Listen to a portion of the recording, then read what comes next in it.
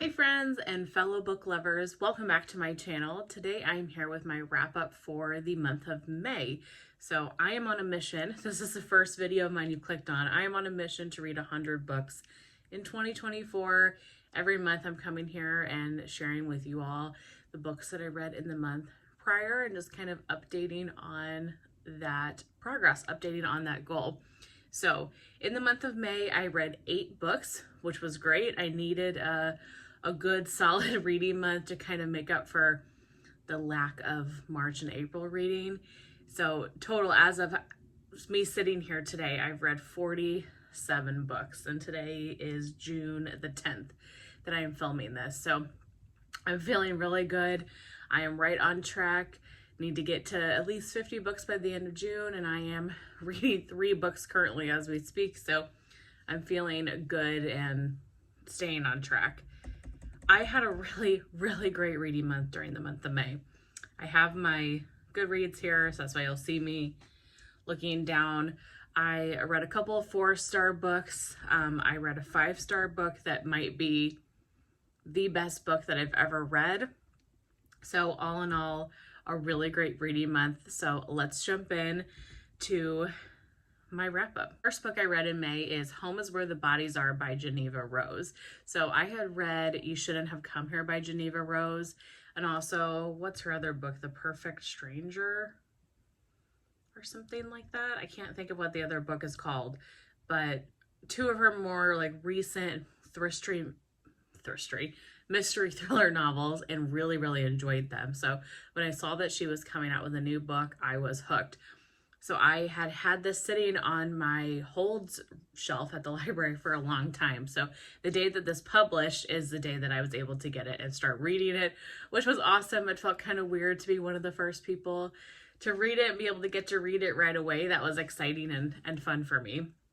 So this is about 3 siblings whose mother passes, and they kind of come from different walks of life, and then they have grown apart. One of them has like a big city job. One of the 3 siblings has a pretty serious drug addiction. So when the mother passes, they all come back to their childhood home where their mother died in order to like clear out the estate and have the funeral. While they're there and they're cleaning out the house, they find this videotape of these old home movies, and they put one of the videotapes in, and it shows her parents with a dead body and like trying to get rid of a dead body. So naturally that opens up a lot of questions for what the heck happened? Who is this person? Did her parents do anything? What did they cover up? So it has a lot to do with sibling relationships and the 3 of them together, which I found to be a really interesting dynamic. I loved the ending of this book. I semi-predicted it, but not until right into the end, so it definitely kept me on my toes. I thought this was fantastic. It definitely was like a page-turner type novel. Something unique, something I haven't seen before. Sometimes I read mystery thrillers and I'm like, okay, it's kind of copy-paste. The premise of this to me was super unique. I really loved this. I gave this a 4 stars. Highly recommend, and I would highly recommend Jeneva Rose in general. If you like mystery thriller, at least like her newest books that I have read, I've loved, and they've all really surprised me. So 4-star read, really enjoyed this one. Next, I picked up Funny Story by Emily Henry. Funny Story is Emily Henry's newest novel, and it was the only one I had not read yet, and so I knew I wanted to read it and complete my Emily Henry reading. I don't read a lot of contemporary romance or anything like that, but I really enjoy Emily Henry's novels. The banter in them I've talked about a lot recently because I've read a lot of them over the last few months. The banter is second to none. It just feels realistic. It makes you laugh, it makes you cry, just gets you in your feels type of book. And it's cute and fun and light, great beach reads, great just summertime reads. So really been enjoying her stuff.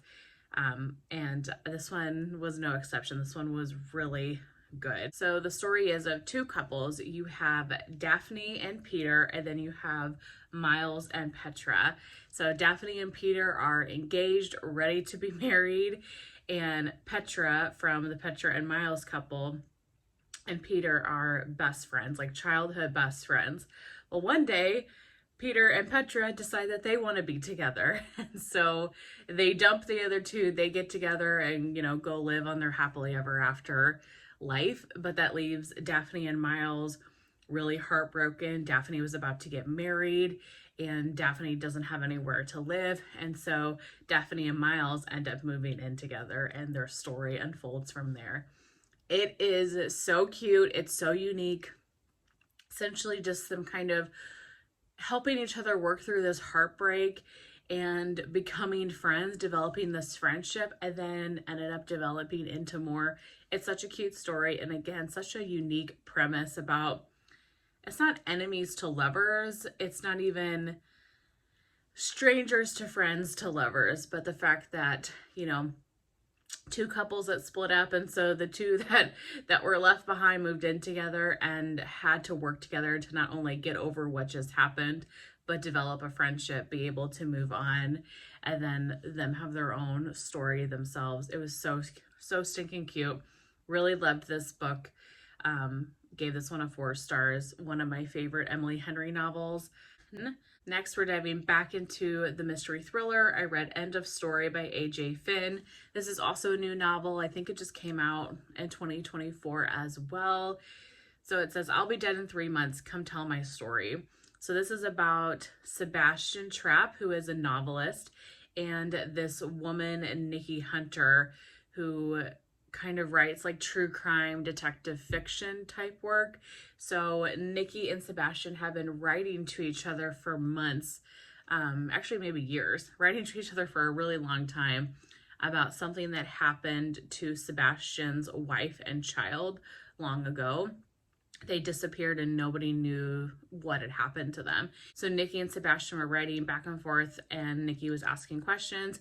Sebastian ends up inviting her out to stay at the home where she kind of works to tell Sebastian's story. Sebastian is sick and is going to be dying in the next couple of months. So it's this mystery of trying to get everything written down from him, but also putting the pieces together of what happened to his wife and son. Is he involved? Is he not? What happened all those years ago when they disappeared? I really did not like this book. I gave this a 2 stars, so that's a pretty low rating for me. It was just a very slow book, and it's a long book. It's not a short book by any means, and I felt like it just drug on, and there was a lot of pages that could have been skipped. I also just didn't love the ending of it, but I can't say more on that topic without giving it away. It definitely was surprising. I wasn't expecting the ending to be what it was, but it just wasn't my favorite conclusion to a story I've ever read. All in all, this wasn't for me, and I've actually read a couple of A.J. Finn novels now that I've just been like, it's okay. I'm not really sure about it, so this might not be the author for me moving forward. Always glad to try new things, but yeah, definitely not sure this one was the novel for me. Let's get back to romance. I have a couple more romance novels that I read during the month. Next up is The Wish by Nicholas Sparks. So this one is the Goodreads Choice Award nominee for Best Fiction in 2021. Can't believe it is that old. There used to be a time where I would read Nicholas Sparks like the second that a book came out. He was my favorite author, and I still really enjoy Nicholas Sparks, and I love A Walk to Remember. That's probably my favorite. I love The Rescue. I love The Guardian. I love some of his really older stories. I do find that some of his books can be kind of copy and paste, but I always really enjoy the story when I read it. So there are a couple of books that I have not read yet from him. I do like to read them and pick them up. The Wish was one. I have not read Dreamland yet, and then it looks like he's coming out with a new novel pretty soon.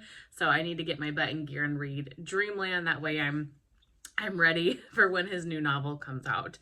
But picked this one up. Wanted some romance. I do like reading some romance in the summertime. I feel like it's just kind of a relaxing beach read type of setting. So this follows Maggie, and it goes back and forth between Maggie in the present and Maggie when she was 16 years old. So Maggie, when she is 16 years old, she gets sent away to this like little island in North Carolina because she is pregnant. So she gets sent away from her home to go live with her aunt in North Carolina, basically to have the baby, put the baby up for adoption, and then return home, I guess, to cover up the fact that she is pregnant. And then hopefully by the time she comes home, people are none the wiser about why she left. So it's about her struggles as a 16-year-old that is pregnant. There's a boy in town in North Carolina, and their relationship develops. But then in the present, Maggie is this really renowned travel photographer, but she has a skin cancer. She becomes really connected to some people, especially one particular man that works at her gallery, and she kind of unravels her story to him and tells him about her life and the summer that she spent when she was 16 and pregnant in North Carolina. I really liked the parallels between past and present. I liked her kind of unraveling of the story. I did figure out there is a little bit of a twist to it, and I did figure the twist out, but not too far before the twist was revealed. And I really loved the little twist that was at the end. It was so, so good and really heartwarming. All in all, I really did enjoy this book. I gave it a 3 stars, which is a book that I enjoy. Am I going to think about this book in the future? Probably not, but I did really enjoy it. I liked the story a lot. And you know how Nicholas Sparks books go with, cancer and things. So you could probably imagine what eventually happens, but it's a really heartfelt, sweet novel, and I definitely enjoyed reading it. Last romance I read was Icebreaker by Hannah Grace. So this is part of a series. This is the Maple Hill series. I have seen this cover all over the internet, all over Book Talk, BookTube, just everywhere. This is a contemporary romance. It's got some spice in it, for sure. It is spicy. It is about a woman named Anastasia, who she's an ice skater, and then a man named Nate, who is a team captain on the hockey team at the school that they go to. They have to share rinks. One of the rinks was destroyed, so they end up having to share rinks. They have to get to know each other, and so Anastasia and Nate have to figure out how to coexist in this one rink and get the training time in they need, and kind of the issues that happen there. And then, of course, the relationship develops, and it is nothing earth-shattering, but it was a cute book. I enjoyed it. The spice level is just right. It was really, really good. It definitely is a fun contemporary romance with some spice. It is a series, so let's see. I think there's 3 books in the series. Yeah. Icebreaker, Wildfire, and Daydream. I'm not sure if the other 2 just follow some of the other friends in the group, because it does have a wide cast of characters, including, all of Anastasia's friends and all of Nate's friends. So I wonder if it follows some of those other couples or something. But I am excited to read the other ones. Again, not an earth-shattering book, just one that is just like comforting in a way where you don't have to think too hard. Good beach read. Really enjoyed it. Gave it 3 stars. Definitely want to pick up the other 2 in the series. Next, I read some poetry. I know, poetry. I read Milk and Honey by, I don't know if I'm going to say this right. Actually, I'm not even going to try to say it. Milk and Honey by this author. You can see it on the screen. This is a collection of poetry kind of in short story form, really about like survival. So it's split into, I think, 4 sections. Each of them have a different kind of pain or trigger that they are targeting. Violence, SA, abuse, family, relationships. It's beautiful. And it's one of those books that you can sit down with and in an hour read the whole thing. So I read this like one Saturday or Sunday afternoon. And it's just kind of gets you in your feels. It's a quick read.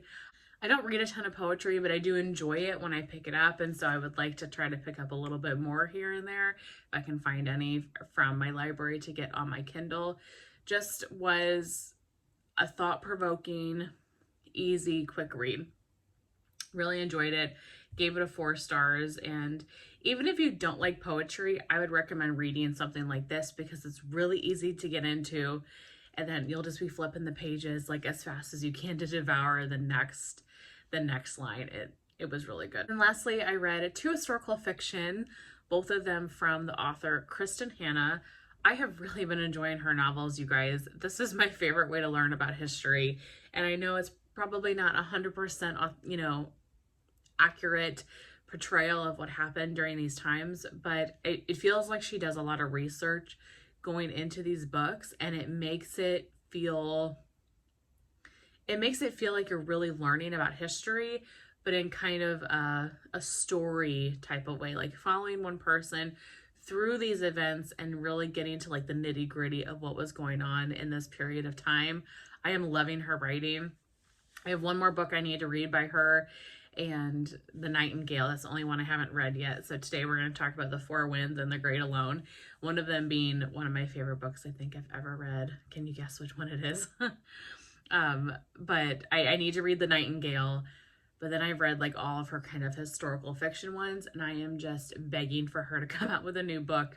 I know she just came out with The Women, but I need her to come out with something like once a year because the way she writes is so eloquent and beautiful and just really immerses you into what was going on at that time. I couldn't say enough good things about Kristin if I tried. If you are not into historical fiction, I would still read these books because I am not into historical fiction really, and I am obsessed. So the first one that I read in May is The Four Winds. This one is a Goodreads Choice Award nominee for Best Historical Fiction in 2021. So this book is about the Dust Bowl. So back in like the 20s and 30s during the Great Depression, where a lot of the topsoil was gone and they would have these big dust storms, and the dust storms were killing their crops. They were getting like dust pneumonia because they were getting so much dust, like inhaling so much into their chest, and just really, really struggling. So a lot of Americans went to California and Oregon and places like that where it was promised that there were jobs out there. And so a lot of people moved west to go find work to be able to feed their families and to survive. So this follows Elsa Martinelli and her family as they experience this, as they experience the Dust Bowl, and they're getting sick and they're running out of food and their animals are dying, and eventually they go west to California, and it might not be exactly what they had expected. This is an extremely hard book to read. I actually tried reading this like a year ago and I had to put it down because I couldn't do it. But I wanted to give it another try, and I'm glad I did because it was so good. I gave it 4 stars. It's hard though. This is a tough book to read, but I think it's really authentic to what life was probably like then and really eye-opening. If you want a book that makes you grateful for what you have, this is the book you need to read. The only reason I didn't give this 5 stars is because I really disliked the ending of it. And I can't say too much without giving away, but I wanted more for Elsa than what she got in the end. I was hoping for more for her, and it kind of fell short in that regard for me. So I wish the ending was a little bit different, but all in all, amazing, beautiful book. Really intense. Don't know if I could ever read it again, but highly recommend it. Really, really enjoyed it. So the last one that I read for May, definitely my favorite book in the month of May, but also might be one of my favorite books of all time. Like, it is one of my favorite books of all time. Like, I already know it's going on that shelf. That is The Great Alone from Kristin. Gave this a 5 stars. Exceptional. This was the Goodreads Choice Award winner for Best Historical Fiction in 2018. So this follows a family. Really, it follows Lenny. Lenny is the main character in this. And in the beginning of the book, she's a 13-year-old girl, and her dad just came back from Vietnam, and he struggles with a lot of issues, a lot of PTSD, and they moved to Alaska, to remote wilderness Alaska, to start a new life. And the hope is that they can get on their feet there. Maybe some of his personal issues won't be as prominent in a new place, and be able to kind of start fresh. And so Lenny, her mother Cora, and her father Ernst, they move to this home in Alaska. The neighboring families say you are not prepared for Alaska in the wintertime, and help them get prepared. So it's a story about Lenny growing up in remote Alaska, and then it goes through the rest of Lenny's life. It touches on mostly her life as a teenager in Alaska and growing up, but then it also goes throughout Lenny's entire life and the rest of her adulthood. So I did really like that part of the book, that you kind of got to see this character throughout the course of her life, which I thought was really, really amazing. And I loved seeing kind of where she went moving forward. This, again, is a hard book to read. There's a lot of violence in it. So Alaska in this book is truly like a main character.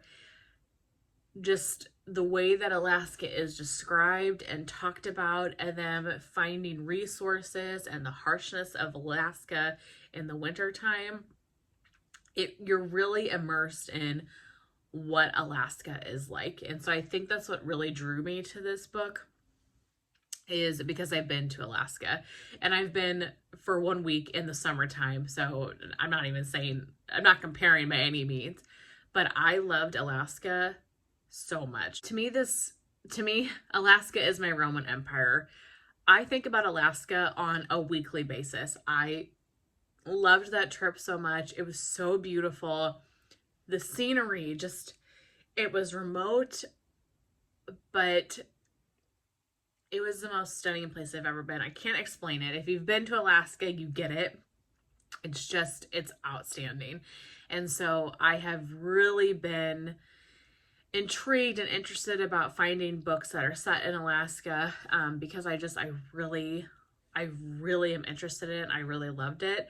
And I know for a lot of people, Alaska is one of those like once in a lifetime trips, but not for me. I've already been once, but I definitely am going again. I'm actively now actually thinking about a plan to go again, because I loved Alaska so much. And so I think for me, that's what really made this book so amazing. I mean, it is just an amazing book no matter what. But the fact that it was set in Alaska and it was talked about so much, and not romanticized by any means. I mean, Alaska is harsh, and there's no way I could live there. There's no way I would survive a winter there, but not in, this remote Alaska where you have to go find your own food and things like that. But it really kind of put me in my feels. I thoroughly enjoyed that part of this novel. And then just the story and characters as a whole, I loved this. This was exceptional. One of the best books I've ever read. I definitely need to reread it at some point. I will be rereading this probably for the rest of my life. It was amazing. And I love when a book just really, like, I didn't want to put it down. I wanted to keep reading it. Really put me in my feels. Absolutely screaming about this book. If you have not read it, I highly, highly recommend. And now I'm just itching to get my hands on The Nightingale, because I've heard so many people absolutely love that one as well. So I'm very excited to read that. But that is it. Those are all of the books that I've read in May. Really feeling good about where I'm at. It was a great reading month, and I'm off to a really great reading month in June. I finished 3 books so far during the month of June, so I will be back next month to do a wrap-up of all of those books. What is the best book that you read in the month of May? I would love to know. Always looking for recommendations, and love to see what you guys are reading. I hope that you enjoyed, and I will see you very soon in my next one. Bye.